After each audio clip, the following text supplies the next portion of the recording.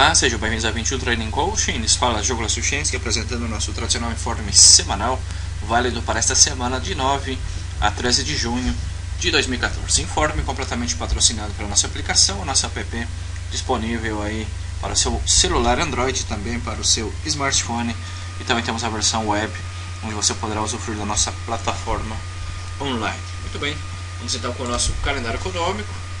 Temos aqui feriado na Austrália, Noruega e Suíça. Nesta segunda-feira, várias notícias de médio impacto.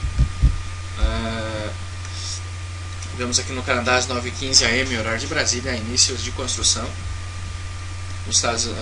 No México às 10 IPC mexicano, discurso mesmo da FONC às 10h10. Às 13 horas, discurso do governador Stevens para a Austrália. Às 14h30, discurso mesmo da FONC nos Estados Unidos. E já na Asiática, no Japão, às 20h50, índice da atividade industrial. Na Austrália, às 22h30, confiança dos negócios, hipotecas. E na China, às 22h30, temos aqui IPC anual chinês. Na terça-feira, temos aqui também, às 2h45 am, taxa de desemprego na Suíça. Vendas no varejo às 4h15, às 5h30 na Inglaterra, produção de manufaturados. No Japão, temos criação de empregos e estimativas às 11h. E na Asiática às 20h50, condições de produção em escala no Japão, às 21h30, percepção do consumidor para a Austrália. Na quarta-feira, temos aqui às 5h30 am, alteração do seguro-desemprego para os britânicos, para a Inglaterra, taxa de desemprego no mesmo horário. Vemos aqui às 14 horas nos Estados Unidos, leilão dos tesouros de 10 anos, saldo orçamental, taxas de juros para a Nova Zelândia. E também declaração da taxa de juros, as principais notícias. Já às 22h30, novos postos de trabalho para a Austrália. Na quinta-feira, temos aqui na França, índice de preços ao consumidor. Na Eurozona, às 5, relatório mensal do Banco Central Europeu e produção industrial mensal para a Eurozona. No Canadá, índice de preços de habitações, de casas, né? E às 9h30 nos Estados Unidos, vendas no varejo mensal e também vendas sem veículos, notícias de alto impacto. Às 12h15, discurso do governador Paulos aí, Banco Central canadense. E às 19h, discurso do Sr. Kearney aí, do Banco Central inglês. E fechando a semana, na sexta-feira, temos aí às 2h30 am, produção industrial chinesa, declarações aí, coletiva de imprensa do Banco Central japonês, sem horário definido, mas geralmente são às 11 horas am, horário de Brasília. Às 9h30 nos Estados Unidos, PPI mensal. E às 10h55, sentimento do consumidor e índice de Michigan. Estas as principais notícias para esta semana. Muito bem, vamos começar então com o Standard & Poor's, o S&P 500.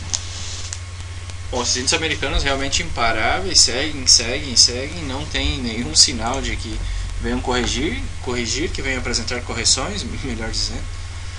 Vemos que no semanal faz uma nova máxima, fechou inclusive nas máximas, o Standard & Poor's chegando cada vez mais próximo aos 2.000 pontos, 1.949, está aí bastante próximo dos 2.000. No diário vemos que o rally é imparável, segue este rally bastante próximo dos 2.000 pontos, já este rally, se contamos desde o primeiro fundo ascendente, já vamos com 14 sessões, praticamente 3 semanas altistas da Standard & Poor's.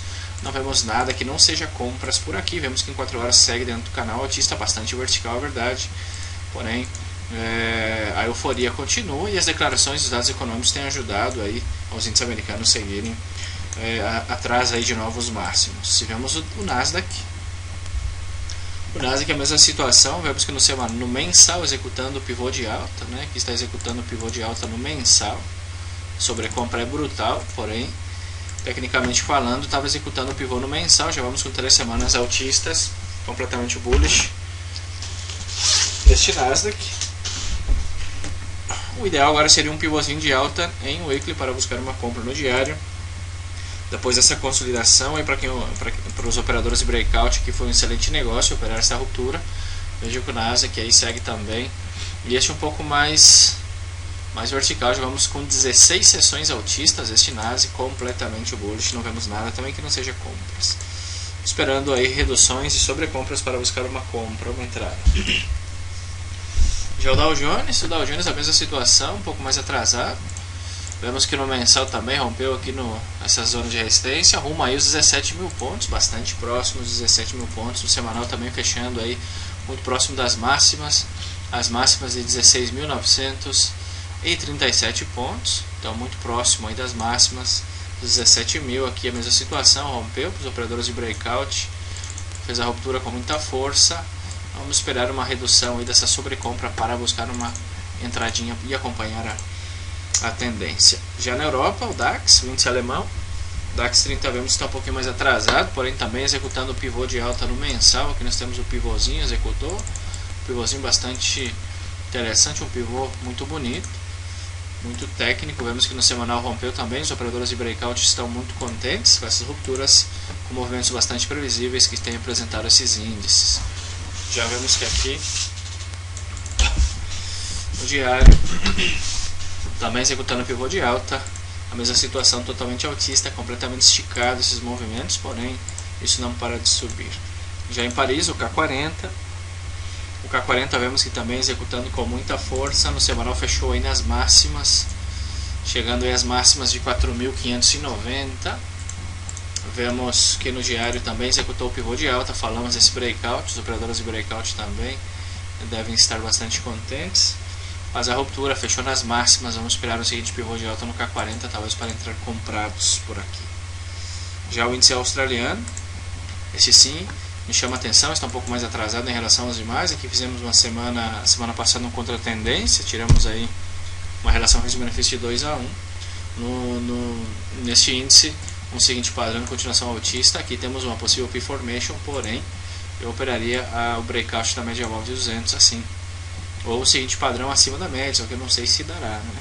Então assim poderia ser uma forma de operar a ruptura direta da média, poderia chegar até um 3:1 inclusive este índice australiano, já que no semanal deixou grande cauda longa, no diário tem muita fluidez, respeitando aqui o suporte, e deve fazer o teste aí, acompanhar aí os demais índices mundiais que seguem completamente bullish. Já o FTSE, o índice de Londres,